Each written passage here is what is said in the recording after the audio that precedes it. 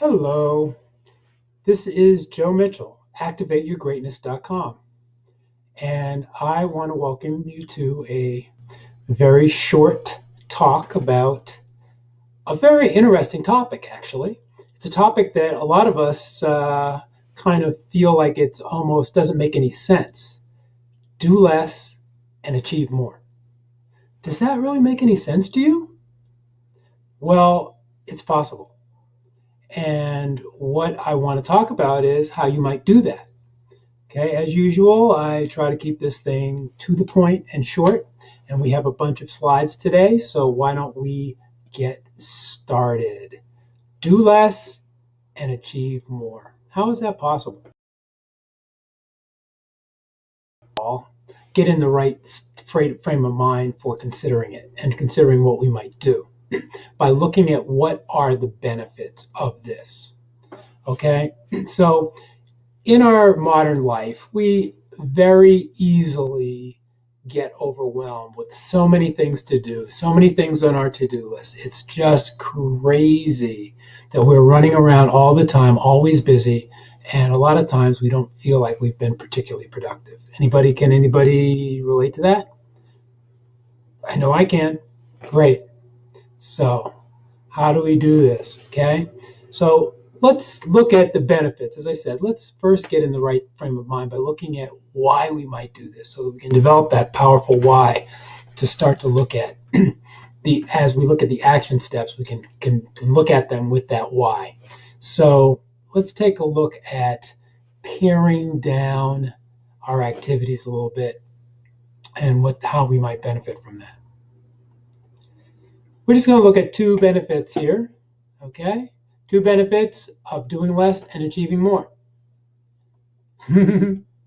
Number one, make more progress. Now, that doesn't sound very logical that you do less and achieve more, but that's how it works when you focus.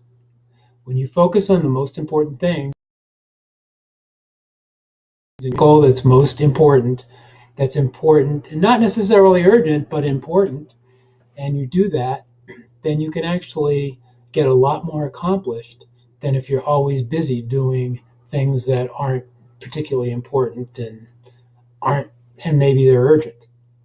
So by doing less, by deciding that we're going to block off some time where we're not going to do, we can actually get more done. Just imagine that. I mean, that's what I want you to feel, that this is not some dream, but this is something that could possibly happen.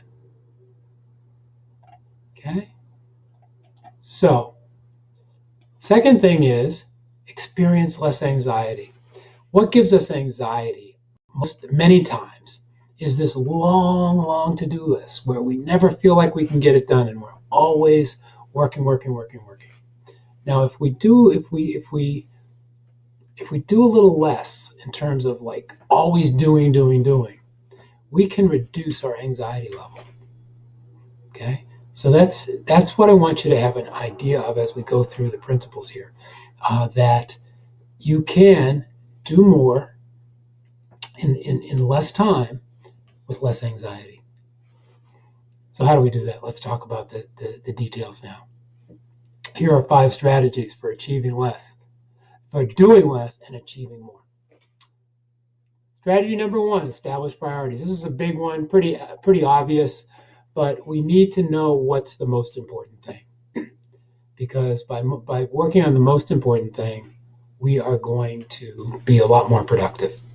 So establish your priorities, label the things that are most important on your list, and focus on those. Sometimes it's best to have 3 a week for the month, because 3 is a number that we can really get our head around. That's what I suggest. Second, banish clutter. I hope that your room doesn't look like this. Banish clutter, get rid of it. What happens is when you do that, it just brings you even though you might not be doing as much, you can accomplish more because there's a sense of ease, there's a sense of organization, there's a sense of order. that really makes things a lot easier. Do one thing at a time. Okay, one thing at a time. So this multitasking thing is overrated. There are times when you can multitask. Maybe if you're on a treadmill or something, you can listen to something or read something. But in general, if you're working on the most important things in your career, especially if they're creative or require what I call deep work, then you only want to do one thing at a time, and that will lead to more accomplishing more and doing less. I'm going to shrink myself down a little bit. Take naps. This is one of my favorites. I take naps every day. Take a couple of naps every day. And I don't necessarily sleep. I just relax. I just really go into a state of deep relaxation. I'll talk about naps on a separate video, but this is a great practice that you want to see if you can engage in. And even if you're in an office or whatever, if there's any way that you can get away for just a few minutes, there are a number of different apps that you can use. Headspace is one of them. And there are a number of different brainwave entrainment frequencies you can listen to, or YouTube. Some help you to just get into a very relaxed state for a little while, which will make a huge difference in your day. Breathe deeply. And this is another thing, okay? It's like every 15, 20 minutes.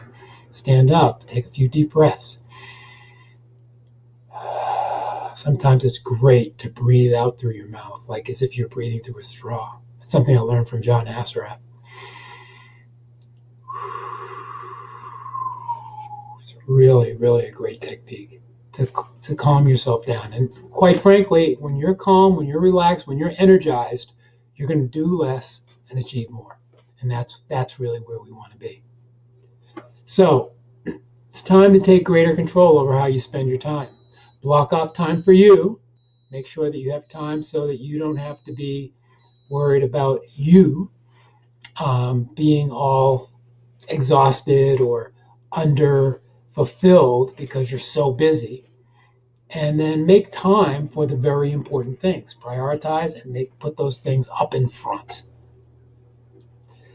Of course, that's it for today. And if you'd ever want to have a free strategy session, you can apply on activateyourgreatness.com.